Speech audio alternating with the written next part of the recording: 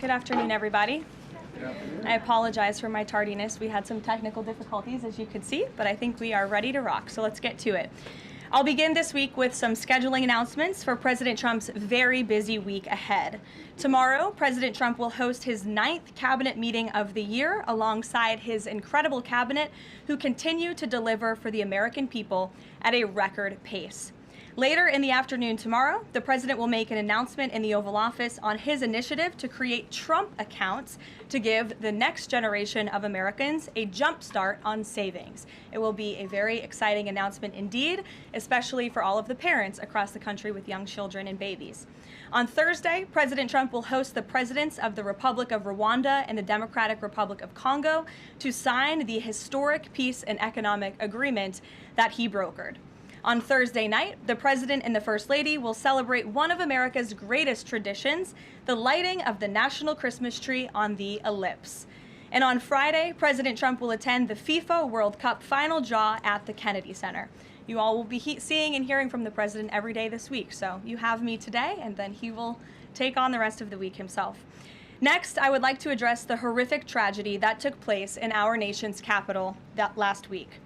A foreign terrorist that the Biden administration failed to properly vet ambushed 2 members of the West Virginia National Guard who were honorably serving here to keep the residents and visitors of Washington, D.C. safe. U.S. Air Force Staff Sergeant Andrew Wolf was severely wounded in the attack and remains hospitalized while he continues to fight for his life. Tragically, U.S. Army Specialist Sarah Beckstrom died of her wounds. She was just 20 years old. President Trump and the entire White House are praying for Andrew's full recovery at the request of his parents and their personal phone call with the president over the weekend. And we are keeping Sarah's family and friends in our prayers during this unimaginably difficult time. Sarah and Andrew represent the very best of America. 2 young patriots who were willing to put on the uniform and risk their lives in defense of their fellow Americans. Both of them truly embody the profound words spoken by Jesus Christ in the gospel. Greater love has no one than this, to lay down one's life for one's friends. Sarah and Andrew are heroes, and we will never forget their sacrifice. That means ensuring the monster responsible for this atrocity is prosecuted to the fullest extent of the law and faces the most severe punishment possible. It also means reckoning with why this atrocity was allowed to happen in the first place, so that it may never occur again. Here are the facts. The terrorist who gunned down American soldiers blocks away from the White House in an ambush was an Afghan national who was flown into our country by Joe Biden's administration in September 2021 in the chaotic wake of their botched withdrawal from Afghanistan. One of the most embarrassing moments in the history of our great country. Joe Biden's historic failure in Afghanistan continues to haunt this country and our men and women in uniform. Not only did this surrender lead to a suicide bombing that killed 13 American heroes in Kabul, but now National Guard troops were shot on U.S. soil by the same kind of enemy. We continue to live with the deadly consequences of Joe Biden's horrific leadership. Nearly 100,000 Afghans were recklessly released into the United States with little to no vetting. There was no regard for the disorder and violence that this would unleash on American communities and American culture. Reportedly, thousands of these strangers and unknown individuals were flagged to the Biden administration for national security, public safety, and fraud concerns. But the terrifying truth is that the Afghanistan debacle is just a small part of Democrats' complete and total betrayal of the American people during the Biden years. The tragedy that we just witnessed the day before Thanksgiving is a reminder that untold thousands of terrorists, gang members, and criminals were invited into our country and remain here to this very day. The border is now secure, thanks to President Trump, but the threat in our interior remains real and urgent. These public safety threats are already inside our land. And President Trump was elected on a promise to find and remove them. And he has already taken significant steps and made significant progress towards fulfilling this promise. But there is more work to be done because President Trump believes that he has a sacred obligation to reverse the calamity of mass, unchecked migration into our country. As a result, the Trump administration is now actively re-examining all of the Afghans imported into the country by Joe Biden. Any individual who threatens our national security or our citizenry will be subject to removal. President Trump has already permanently paused migration of foreign nationals from third world countries that pose a very high risk to the United States. For too long, past American presidents supported self-destructive immigration policies that allowed foreigners who outright hate our country and have no interest in assimilating into our culture. They've allowed these individuals to flood peaceful American communities. This disastrous approach has drained our welfare program, driven up the cost of housing, suppressed wages, and jeopardized the safety of law-abiding American citizens. In fact, according to a new bombshell report from the New York Times, Somalian migrants in Minnesota have defrauded nearly $1 billion in taxpayer-funded benefits under Democrat Governor Walz's leadership. President Trump is putting an end to this dangerous America Last approach. His position is rooted in common sense. In the wake of last week's atrocity, it is more important than ever to finish carrying out the president's mass deportation operation. America cannot allow millions upon millions of unvetted illegal aliens to be rewarded with amnesty after they broke our nation's laws to come here. They must go back to their home countries. It is also essential to immediately address the massive fraud and corruption that has been going on for decades in other aspects of our immigration system, most notably when it comes to asylum claims. Millions of people who have come here under false pretenses are told blatant lies now enjoy temporary legal status. President Trump is ending this scam as well, and I would point out that the Democrats have tried to block this administration from doing so at every turn with lawsuit after lawsuit. The hard truth is that even when it comes to our legal immigration system, past presidents have failed to ensure that all prospective citizens love America, will add value and contribute to our communities, and will assimilate into our culture. Leaders have a duty to defend and advance the interests of their own people, not foreign nationals. Leaders also have a duty to preserve the integrity and character of our nation's national identity. That is why President Trump is more committed than ever to fully restoring American sovereignty by keeping our borders secure, removing all illegal alien invaders, and rebuilding a legal immigration system that makes sense and benefits our country. President Trump has no higher responsibility than to defend our homeland and our people, and he will never waver in doing so. With that, I will open it up to questions, and we'll lead today with Isabel Brown, who is in our new media seat. She's a very popular face on television these days. She's built a great independent media podcast and platform with the Daily Wire, and I appreciate your being here, Isabel. Thank you for being Karoline, here. appreciate it and appreciate the briefing. Many Americans, in light of these recent events that you just mentioned, are starting to say that we are being invaded as a country, culturally and logistically, when it comes to immigration. And we know that immigration without assimilation is indeed invasion. So given the recent remarks from Vice President Vance on a college campus about dramatically reducing legal immigration to address some of this crisis, and President Trump's Truth Social post last week about individuals who may be non-compatible with Western civilization, are there any conversations happening or plans being made behind the scenes for the administration to implement at least a temporary immigration moratorium, for example, in light of what the American people might be calling for? So, Isabel, it's a great question. I think I spoke a little bit to the heart of your question in my opener there. I would add that the Trump administration has done more to limit migration, both illegal and legal, than any administration in history. And I'll just walk you through some of the actions that we have taken thus far. Number one, the Trump administration issued a travel ban for 19 countries, including Afghanistan, special immigrant visas, which is a legal pathway to get here, which we know many Afghans have utilized to come into the country, have now been paused since the tragic shooting last week. Refugee admissions were suspended for Afghans from this administration on day one, and refugee admissions into the country right now are essentially at zero, with the exception of Afrikaners fleeing persecution in South Africa. The State Department has also heightened their scrutiny and vetting of all visas and have revoked visas, as you know, for those who do not align with our country's national interests. The Secretary of State has the right to do that, and we've taken unprecedented action to do just that. we are also now pausing all asylum adjudications for additional vetting as well. And so additional actions I don't have to read out for you today, but I would just remark that the president has made tremendous progress on this front, and it's why it's so crucial that we not only secure the borders, which the president did in record time. We have 0 illegal aliens entering into the country month after month, but we also are taking a look at those who are already in the interior of our country and removing them if they are here illegally, and also taking a look at these visas. Again, having a visa in the United States is not a right, it is a privilege. And the Secretary of State, if you are deemed contrary to our country's foreign national interests, has the right to revoke that privilege. Thank you. Gabe. Thank you, Caroline. Excuse me. Regarding Venezuela, the president said yesterday that Secretary Hegseth had denied that second strike, that reported second strike on an alleged drug vote on September 2nd, the secretary said to the president that didn't happen. But to clarify, I just wanted you to clear this up.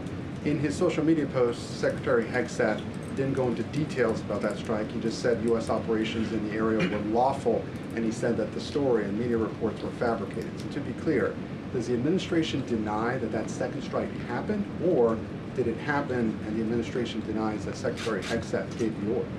The latter is true, Gabe, and I have a statement to read for you here. President Trump and Secretary Hegseth have made it clear that presidentially designated narco-terrorist groups are subject to lethal targeting in accordance with the laws of war. With respect to the strikes in question on September 2nd, Secretary Hegseth authorized Admiral Bradley to conduct these kinetic strikes. Admiral Bradley worked well within his authority and the law, directing the engagement to ensure the boat was destroyed and the threat to the United States of America was eliminated. And I would just add one more point to remind the American public why these lethal strikes are taking place. Because this administration has designated these narco-terrorists as foreign terrorist organizations. The president has a right to take them out if they are threatening the United States of America and if they are bringing illegal narcotics that are killing our citizens at a record rate, which is what they are doing. And under the previous administration, there was enough fentanyl trafficked into our country to kill every American man, woman, and child many times over. And so that's why you've seen a drastic difference in this administration's policy with respect to the last, and it's one of the many reasons the American public reelected this president and support this Secretary of War in conducting these strikes. So to be clear, to clarify, Admiral Bradley was the one who gave that order for a second strike. And he was well within his authority to do so. And a separate question, the president several days ago said it was his intention to pardon the former president of Honduras, who was a convicted drug trafficker. And yesterday on Air Force One, the president said that if someone sells drugs in that country, that doesn't mean you arrest the president and put him in jail for the rest of his life. How is that different than what the administration is accusing Venezuela's Nicolas Maduro of? You're cherry picking the president's statement a little bit yesterday, as he also said yesterday the people of Honduras have highlighted to him how the former president Hernandez was set up. This was a clear Biden over prosecution. He was the president of this country. He was in the opposition party. He was opposed to the values of the previous administration, and they charged him because he was president of Honduras. There were some other egregious facts that came out during this trial, and I would encourage you to report on them. His court-appointed lawyer was only given 3 weeks to prepare for trial. He shared that his conviction was lawfare by the leftist party, who, quote, struck a deal with the Biden-Harris administration. Hernandez has highlighted there was virtually no independent evidence presented, and many of his conviction was based on testimony from many admitted criminals who hoped that cooperating would reduce their own penalties. So the president heard the concerns from many people, as he does, and he's, of course, within his constitutional authority to sign clemency for whomever he deems worthy of that. Jackie. Thank you, Caroline.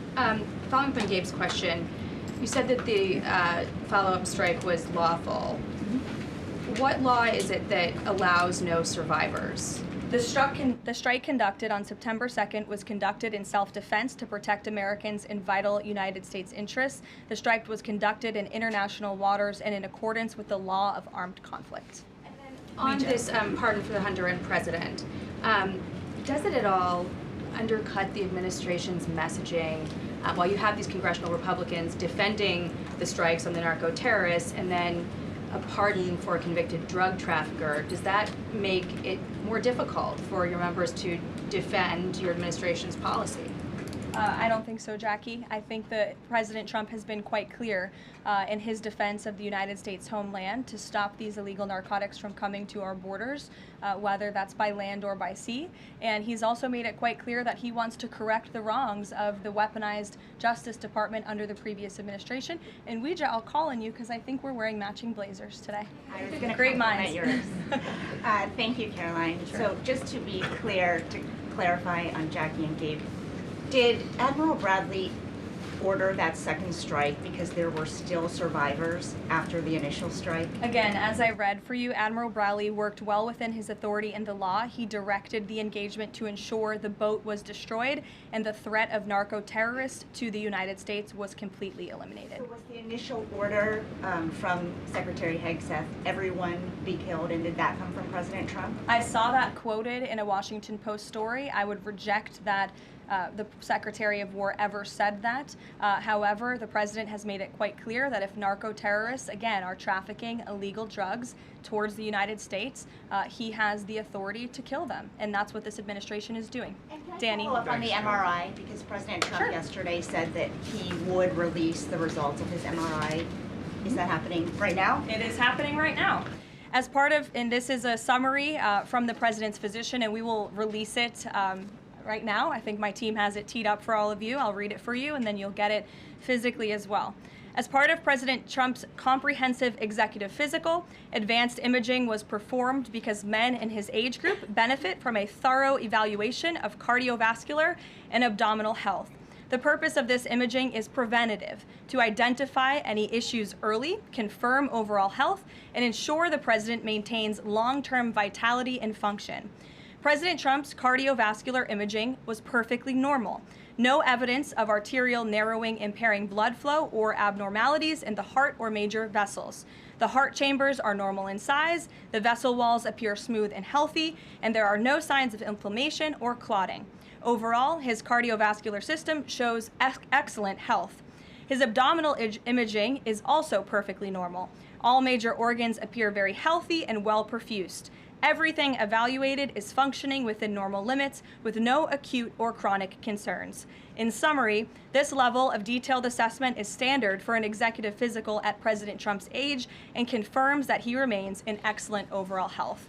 Again, we will provide that to you. I think that's quite a bit of detail, and in the effort of transparency, the President promised it last night, and we have delivered today. So there you go. Danny. Thanks, Caroline. Just going back to Venezuela, can you confirm that President Trump is going to be hosting a meeting of his national security team in the Oval Office today on Venezuela? And what are they going to discuss? Are they hoping to reach a kind of final decision on that? Out of the effort of transparency, I will confirm that the President will be meeting with his national security team on this subject and on many matters. He meets with his national security team quite often. He's the commander-in-chief. It's part of his responsibility to ensure that peace is ongoing throughout the world. I'm definitely not going to detail the specifics of a meeting between the President and his national security team that's taking place in the Oval Office, but I'm happy to confirm that meeting is taking place for you. Can you tell us, what's the position on whether US troops on the ground is a possibility there? Is that, I know you've answered that before, but what's the current operative In status? Venezuela? I think my previous answer stands. There's many options at the President's disposal that are on the table, and I'll let him speak on those. Ed. Thanks, Caroline. The U.S. announced a trade framework deal with the United Kingdom on pharmaceuticals, where they will pay 25% more, and the savings theoretically will go back to American consumers. What guarantees are in that savings will in fact go back to the American consumer and not be sucked up by the company? I'm going to be honest with you, Ed. I'll get you the answer to that question after the briefing. So the American Rescue Plan, Sure. funded a number of universal income. Kush will get you that answer, right, Kush? My trade guy over here.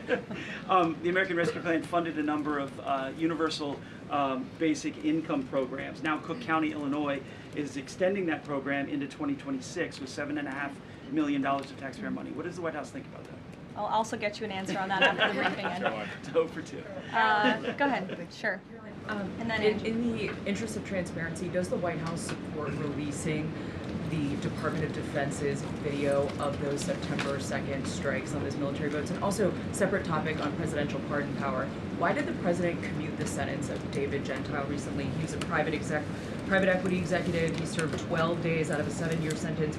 Prosecutors said he defrauded $1.6 billion with thousands of victims, including veterans, farmers, teachers. Why was he pardoned? To your first question, that's definitely not a decision for me to make. I would defer you to the Department of War. It's also probably a decision for the president himself to make. As for your second question with respect to that pardon, he issued a commutation for Mr. Gentile, who's the former CEO and co-founder of GBP Capital Holdings. Unlike similar companies, GBP paid regular annualized distributions to its investors. In 2015, GBP disclosed to investors the possibility of using investor capital to pay some of these distributions rather than funding them from current operations. Even though this was disclosed to investors, the Biden Department of Justice claimed it was a Ponzi scheme. This claim was profoundly undercut by the fact that GBP had explicitly told investors what would happen. At trial, the government was unable to tie any supposedly fraudulent representations to Mr. Gentile. In short, again, this is another example that has been brought to the president's attention of a weaponization of justice from the previous administration, and therefore he signed this commutation. So say that these people were defrauded. I just read you a very detailed summary of why the commutation was made. Sure. In the middle with the red tie. Thank you, Caroline. Okay, Andrew, go ahead, and then you. In wake of Congresswoman Marjorie Taylor Go ahead Greene's after. early resignation, reports last week indicated that other House Republicans might consider doing the same. Does the president have any concerns in light of those reports about other House Republicans potentially leaving early, as well as the other announced retirements that we saw in the last couple of days? Look, I think the president maintains very good relationships with the vast majority, maybe with the exception of one or two. I think many in this room know who I'm referring to. Very good relationships with members of Capitol Hill within the Republican Party. And the president clearly is the unequivocal leader of the Republican Party. I think it was a recent CNN poll that actually showed that more than 90% of Republicans continue to support President Trump as the leader. So he maintains very good relations, as does his entire team here at the White House. And of course, we have a very slim margin in the House, and the president wants that to continue. Andrew, go ahead. I've got two for you. Sure. First, on the Venezuela strike. You said that second strike was in full accordance with the law of armed conflict, but the Navy's own manual of law of war says that specifically firing on survivors from a wrecked vessel is an example of a war crime that's forbidden under U.S. law and the law of armed conflict. So how was that second strike in following law of armed conflict, and then second on immigration? Again, Andrew, I would reiterate to you the strike was conducted in international waters and in accordance with the law of armed conflict.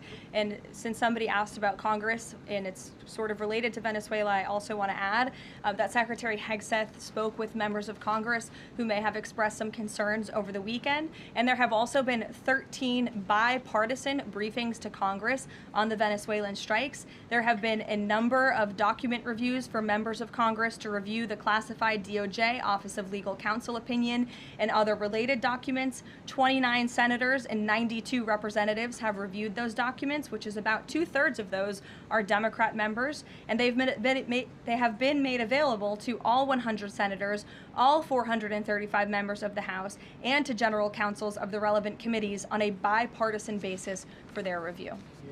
On immigration, during your topper you said, and I quote, "Leaders also have a duty to preserve the integrity and character of our nation's national identity." Can you explain what you mean by our nation's national identity and integrity and character, and how would refugees, people coming from war-torn places who are seeking a safe haven in America, like many of our forebears in this room, not add to our nation's integrity and character of our national identity? I'll tell you what does not add to our nation's character and integrity is refugees who come here under the alleged plight of asylum and fleeing persecution, and then come to the United States to abuse our system and rip off American taxpayers. And as I pointed out, the New York Times, to their credit, it was about 6 months too late, but they did write about how Somali immigrants in Minnesota have been ripping off American taxpayers. In fact, 86 people have been charged in a rampant and widespread fraud scheme spanning multiple programs in Minnesota. Of those 86, 78 of those people are Somali, 91% of them charged. So far, 59 of those people have been convicted for their roles in fraud plots that have stolen $1 billion from taxpayers. In one scheme, and this is egregious, a nonprofit and its affiliates with these Somali migrants claimed to have fed tens of thousands of American children during the pandemic. They were reimbursed for those meals by taxpayers. However, federal prosecutors found that almost all of those meals were never even delivered to hungry children. In fact, those organizations' leaders spent the money on houses, luxury cars, and real estate in Turkey and Kenya. Another scheme involved hundreds of organizations who were reimbursed for services that were supposed to help people at risk of homelessness. Once again, those services were never provided. All of this has happened under Democrat leadership in a Democrat-run state where these refugees, these migrants are coming to the United States. They are abusing our system. They are draining our resources that should be going to law-abiding, taxpayer-funded, tax-paying Americans. And this president is not going to put up with it anymore. Rachel. Thank you, Karoline. Just to follow back up on the Washington Post reporting, so much of the concern from Democrats and Republicans is focused on the survivors. Why won't the administration either confirm or deny or reveal whether or not there were survivors after that initial first strike? And what imminent threat would two survivors pose who were clinging presumably to the wreckage of that boat? Again, as I said, I think you guys are sort of not listening fully to the statement I've provided. Admiral Bradley worked well within his authority and the law, directing the engagement to ensure the boat was totally destroyed and the threat to the narco-terrorists, to the United States, was eliminated. And for any further questions about his thinking, I would defer you to the Department of War. I obviously wasn't in the room for these strikes. Just to follow up, Caroline, just on the administration's policy when it comes to survivors, was there a change in policy after this strike on September 2nd? The Washington Post is reporting that these two survivors were killed after a second strike, but then in October, two people were rescued and returned to Colombia and Ecuador. So was there a decision that was made to handle survivors differently after these strikes? Not to my knowledge, no. Steve. The president confirmed that he spoke to the Venezuelan leader. Are you trying to negotiate his departure? Is there an asylum deal under work? President, as you know, last night on Air Force One, he said, I don't want to comment on that, but I did speak to him in the effort of transparency. So there you go. You got your confirmation. I'll let him speak further if he wishes to on the details of that conversation that took place. Steve Witkoff is headed to Moscow. How close are you to some sort of Ukraine agreement? I think the administration feels very optimistic. Obviously, you've seen, Steve, that the president's entire team, including Special Envoy Witkoff and Secretary Rubio and the Vice President and the President himself, Secretary Hegseth as well, have been working so hard on this effort, and they all really want to see this war come to an end. And so just yesterday, Sunday, I believe that was yesterday, they had very good talks with the Ukrainians in Florida, and now, of course, Special Envoy Witkoff is on his way to Russia. This is sort of the shuttle diplomacy that you've seen from this administration play out, where we speak equally with both sides. We've put points on paper. Those points have been very much refined, but as for the details, I will let the negotiators negotiate, but we do feel quite good, and we're hopeful that this war can finally come to an end. Stephen. Thank you, Caroline. I've got a question about Ukraine and then a clarification about immigration changes that are happening.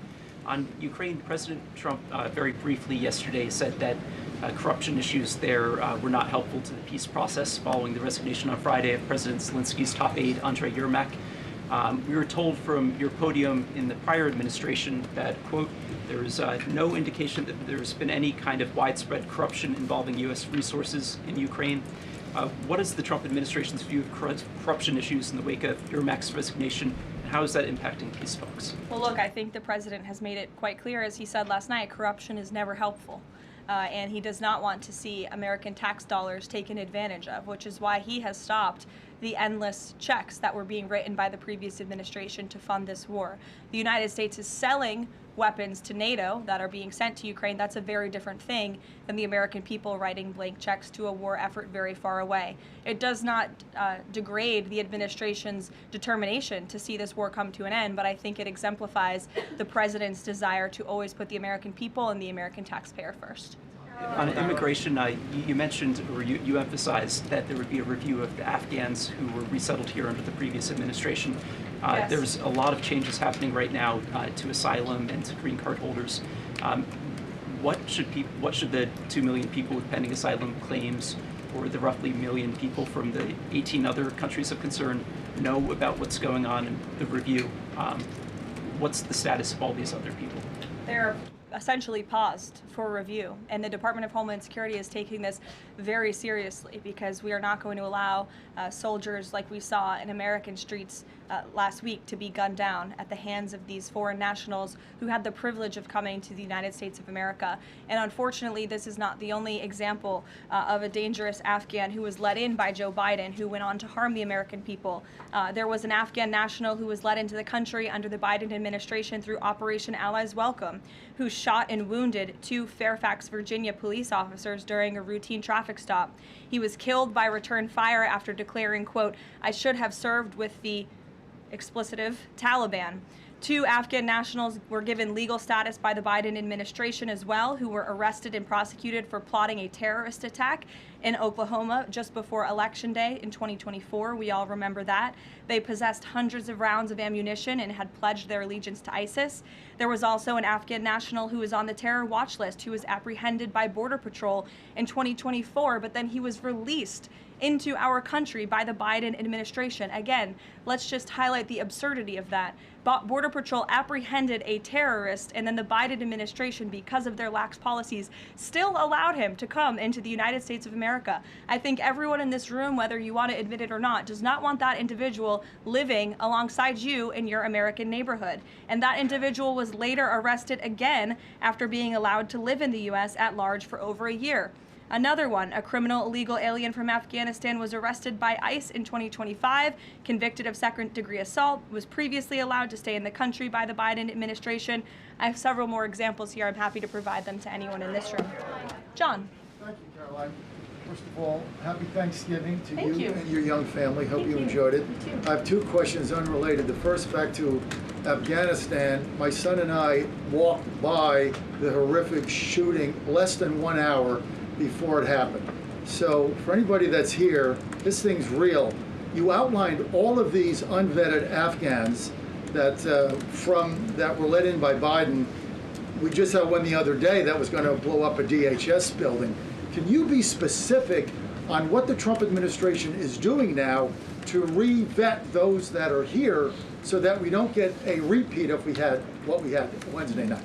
Sure. I can tell you 2 top-level things, and I would defer you to DHS for more of the specifics, as of course they are leading this effort, and I can assure you Secretary Noem is on the ball. I've spoken with her and her team, and they have an all-hands-on-deck effort to having resources go towards this. But we have paused all asylum adjudications, and then of course the special immigrant visas, which we know many Afghans utilize to come into the country under the Biden administration, have also now been paused. And I would just point out one more time that the Biden administration was responsible for the original sin that led to this tragic killing last week, the botched withdrawal from Afghanistan. He was responsible for Operation Allies Welcome, which is something that this White House and the people behind this podium in the last administration fully and wholeheartedly embraced. And they assured the American people there would be no risk or no harm to them. And as I just laid out for you in those many examples, that unfortunately and tragically has not turned out to be the truth. Just ask the families of these 2 brave National Guardsmen, one who is no longer with us and one who continues to fight for his life. So I know the president is wholeheartedly focused on this effort, and I think unfortunately these events do remind us why it's so important that the president's mass deportation operation continues. With that, follow up. The White House today launched a new fake news portal, which I found interesting. What is your objective with that, ultimately? And are you going to name the news networks, and are you also going to name some of the correspondents, some which may be here today? Yes, we are. I'm glad you noticed. Much to the dismay of some of your colleagues in the room, John. And I think it goes to our original promise on day one to hold the media accountable, because unfortunately, and we deal with this all day, every day around here, there are so many fake stories that are unfortunately written that have inaccurate characterizations of meetings that took place, and it's all based on anonymous sourcing. And you know, the standard for journalism, unfortunately, has dropped to such a historic low in this country. And again, we deal with it every day, where you can have an anonymous source who has no idea what they're talking about, zero credibility, call up a reporter in Washington and say, hey, I heard this, and then the next thing you know, it's on the front page of the New York Times. It's really incomprehensible. We appreciate the journalists, some of those who are in this room who do reach out for comment, who try to get things right, and there are some that remain. But overwhelmingly, the fake news that we see pumped out of this building on a day-to-day basis, it's honestly overwhelming to keep up with it all, and to constantly have to defend against these fake news and these attacks. And I will point out one fake news story over the weekend before I let you all go, from the New York Times that took about 1/3 of the president's daily calendar and his daily schedule and said that he's doing less than he did in his first term, or he might not be fit for the job. That is unequivocally false, and it's deeply unfortunate that this story was written by the same outlet and the same reporter who wrote this: Biden is doing 100% fine after tripping while boarding Air Force One. Oh, same outlet, same reporter who wrote that President Trump is not fit for the job. Are you kidding me? You all see him almost every single day. He is the most accessible president in history. He is taking meetings around the clock. Another one. Biden declared, quote, healthy and vigorous after his first presidential physical. I don't see headlines like that too often about this president. Again, same reporter, same outlet who wrote falsely over the weekend that President Trump is not fit for the job. I can assure you he absolutely is. You all see that with your own eyes on a daily basis, and the president's physician has now given you all 3 detailed reports on the state of the president's health. So with that, I will leave you all, and we'll see you tomorrow. Thank you. Thank you, Caroline.